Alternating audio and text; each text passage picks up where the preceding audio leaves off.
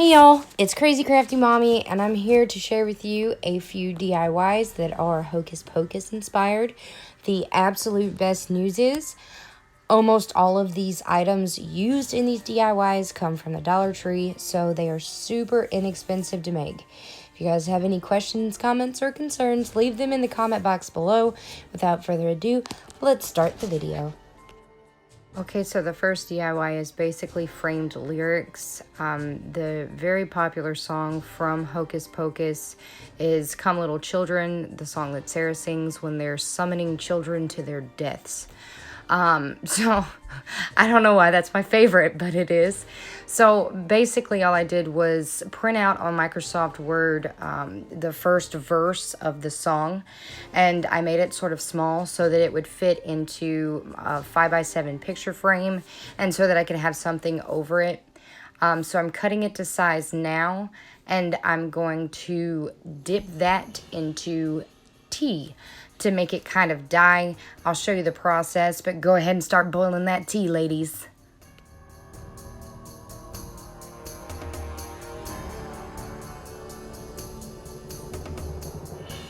And now you dump your paper in tea, and that's it. You wait for it to dry after you pull it out. If you are impatient like me, set your oven to the lowest setting and leave it in there for 10 minutes. Once it's dry, add a frame from the Dollar Tree, and I added a little hat as an accent. And I have a really cute $2 DIY.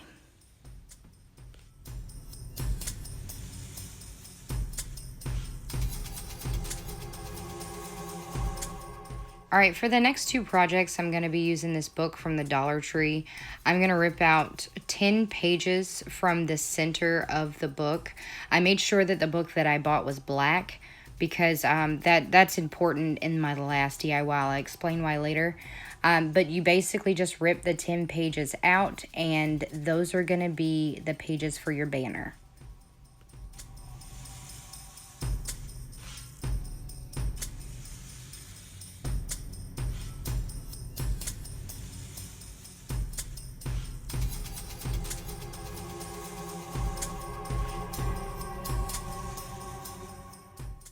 So the banner cutout that I have actually came from Hobby Lobby, but you can actually get the same exact product by just cutting out a 5x8 rectangle from cardboard or cardstock and using that to trace what you need to in order to get the banner shape. And I'm taking my X-Acto knife after putting the banner in the center of the page and cutting out the banner shape for each page that I tore out.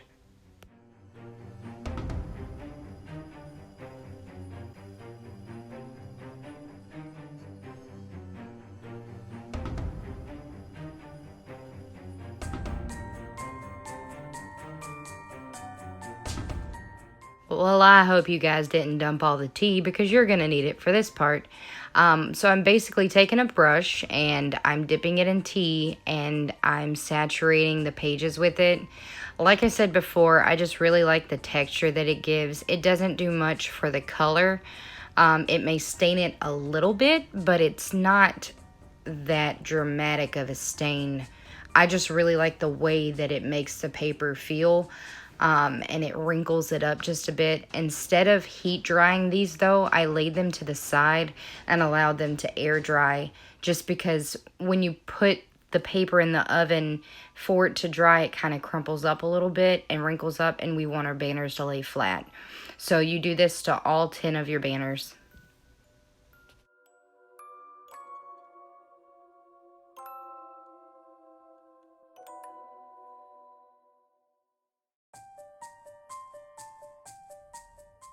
Now I'm adding my stencil. Look, I got these stencils from Hobby Lobby. I'm the type of person, use it if you got it, and I had this. So I'm going to be using the stencil, but Dollar Tree carries the press-on letters that you can spell Hocus Pocus with. And so if you don't have the stencils an option, that's a good fallback plan. But I happen to have the stencils, and I really like the penmanship of the stencils, so I decided to use those. And basically I'm using a ruler to measure an inch down from the page to the letter and trying to get it as center as possible for each letter that I put on a page. And I'm putting one letter per page, spelling out, you guessed it, Hocus Pocus.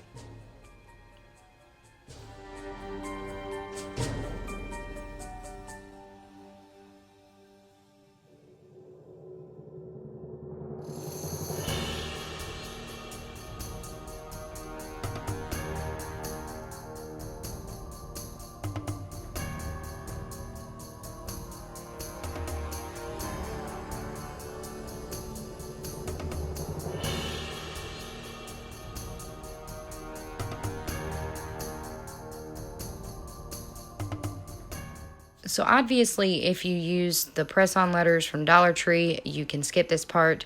If not, and you use the stencil like I did, I like for all of my letters to connect.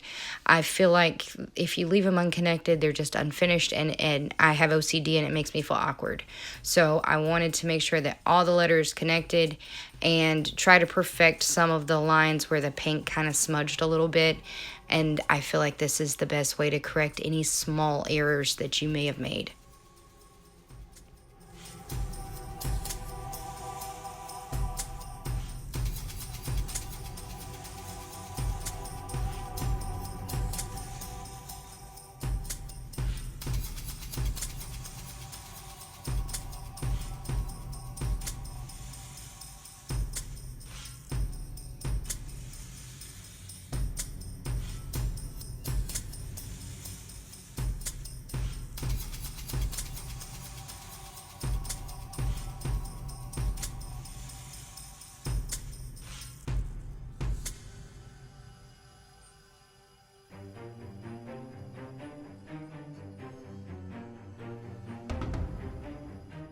So once all the letters are dry, you're just hole punching at the top, 2 for each banner. You can do multiple at a time. That's kind of how I done it. And you're just making a place for the string to go through.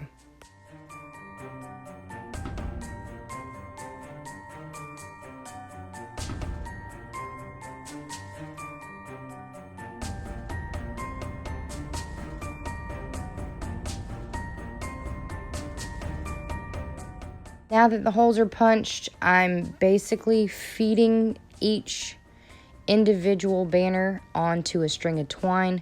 I'm using 2 different twines, one for the word hocus and one for the word pocus.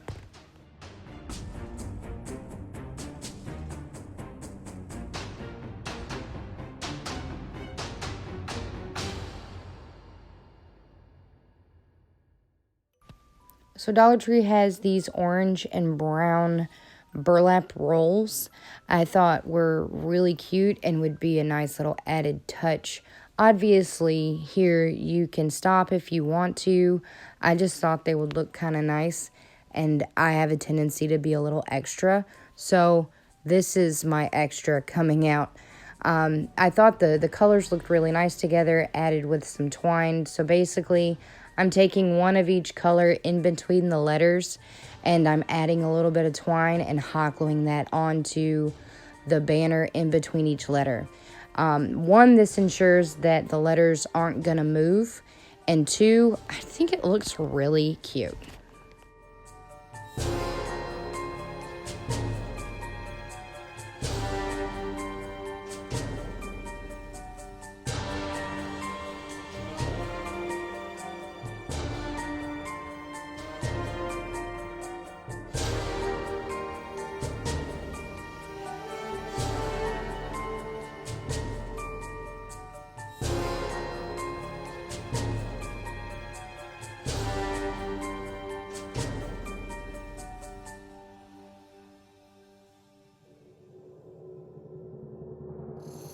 And here's the final results. I love the way this turned out, and I love the brown and orange together.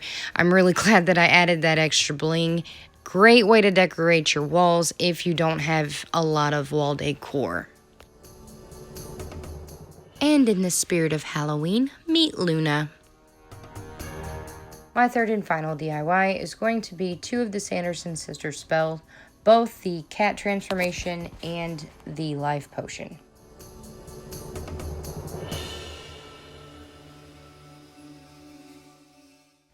I'm starting with the back of the book. You actually don't have to do this part. I just know that the way that I'm going to be displaying my book, other people are going to be able to see the outside of it, so I would like for the back to match the front.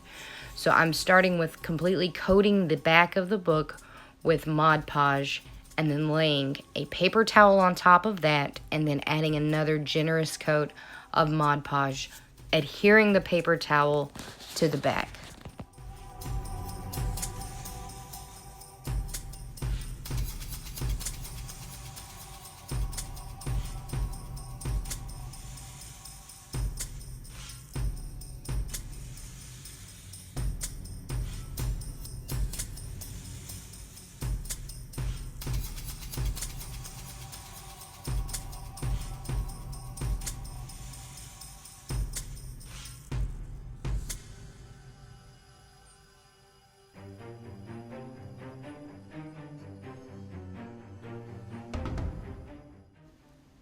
After my Mod Podge was completely dry, I added a few layers of black paint.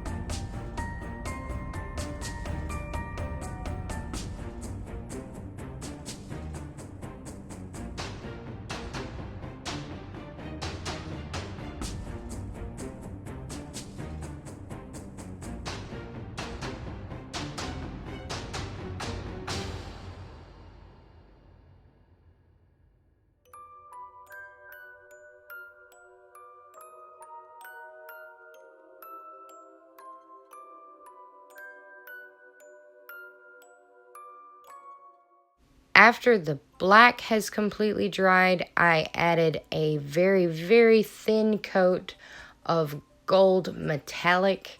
I'm doing this to age the book a little, to give it sort of a rustic look.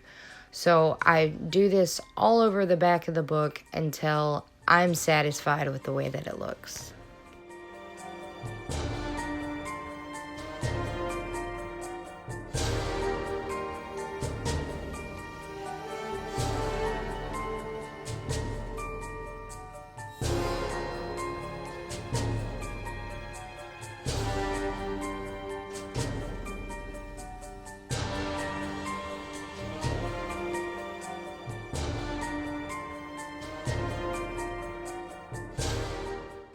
These two pictures that I got, I actually printed off of Google Images. They come together. I just copied them onto a Word document and enlarged the photos, both of them enough to be able to fit into the book. And I printed it off with a color printer. If you do not have access to a color printer at home, you can always go to your local library. Usually copies are going to be anywhere from 12 to 15 cents per page for a color copy. So I'm trimming around the outside of both of these spells. And if you see a little bit of white, that's okay. If it's a little too small for the page, that's also okay, because I'm actually going to black out the edges of the page anyways.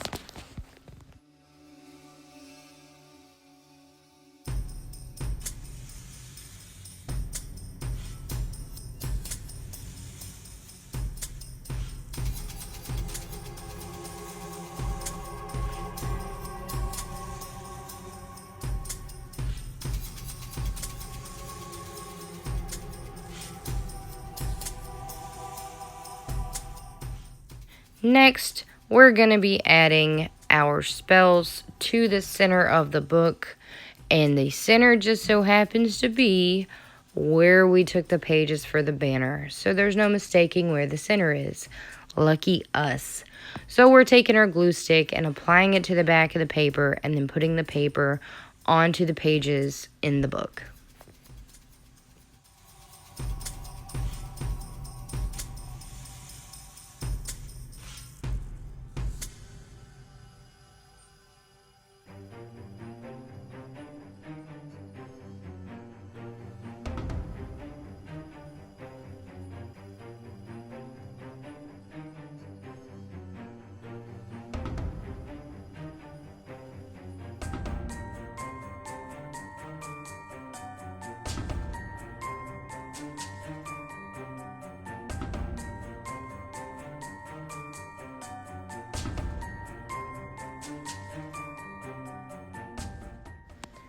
If I were to tell you that I am slightly shading the pages, that would be a bit of an understatement. Basically, what I'm doing here is taking anything that is not the spells and coating it in a very thick layer of black paint.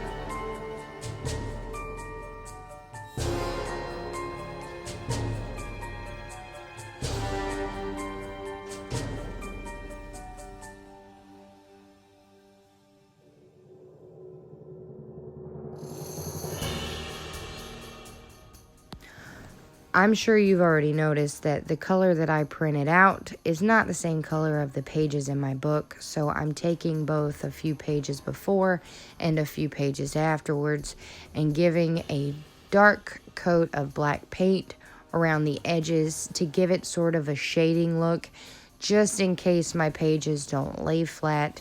I did seem to have a problem with that, but this did kind of fix the problem.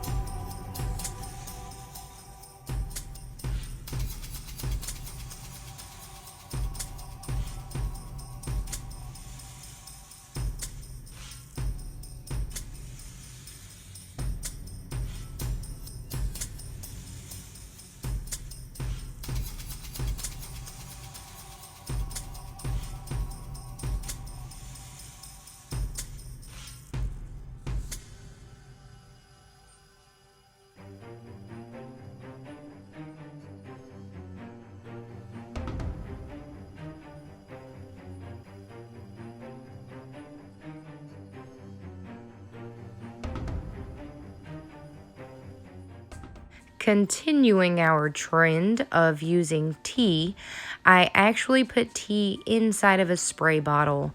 And what I'm doing is I'm kind of thumbing through the pages and I'm spraying the tea that's in my spray bottle onto the pages as I thumb through them. And this gives the book sort of like a crinkly, dried up effect. It kind of makes the pages a little looser and fuller, and it gives you more room to be able to manipulate the pages. So that's how I'm getting that effect. Alright guys, that concludes my video. Thank you so much for watching. I definitely had a fun time walking down this Hocus Pocus road with you guys, and I hope we can do it again soon. If you like this video, please give it a big thumbs up. If you have any questions or comments, leave it in the comment section below. Please subscribe to my channel. Thank you so much for watching. This is Crazy Crafty Mommy signing out.